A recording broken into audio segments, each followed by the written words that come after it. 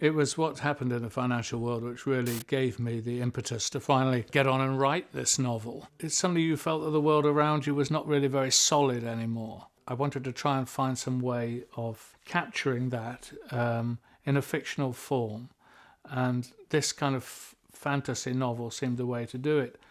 I'd actually got quite a long way along writing it when, on the 6th of May 2010, what we think of as the night of the general election, there was this extraordinary crash in the American stock market. The Dow Jones plummeted 200 or 300, 400 points in a minute or two. That, for the first time, showed me that markets are now functioning on milliseconds. I mean, at the height of that crash, 100 million shares were being traded every single minute, and the whole market had to be frozen for 5 seconds to allow billions of dollars of liquidity to come into the market.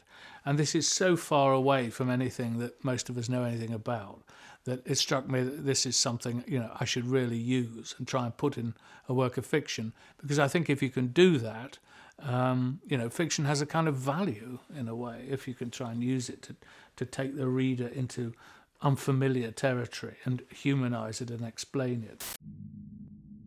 What happens in this kind of weird kind of a world of symbols and almost kind of nonsense, the financial world, floats above us. They're like people who live on a kind of cloud looking down at the rest of us. And the amount of money that they make and the amount of power that they wield and the lack of democratic control over what they do is the most profound issue facing the world, in my view. I mean, one of the people that I interviewed for my novel, I had dinner with him and I said, "How's business going?" And he said, "Oh, pretty well. We made $700 million on Thursday."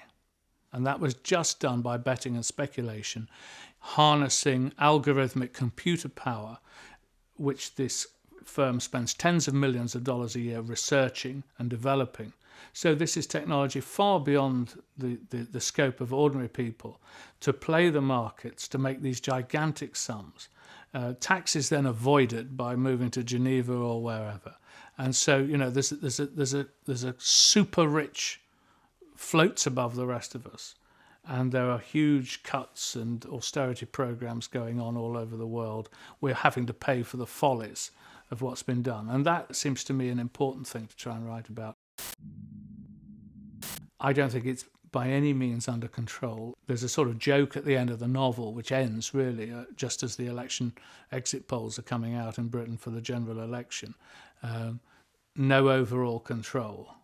And that just seems to me to sum up modern politics. No overall control.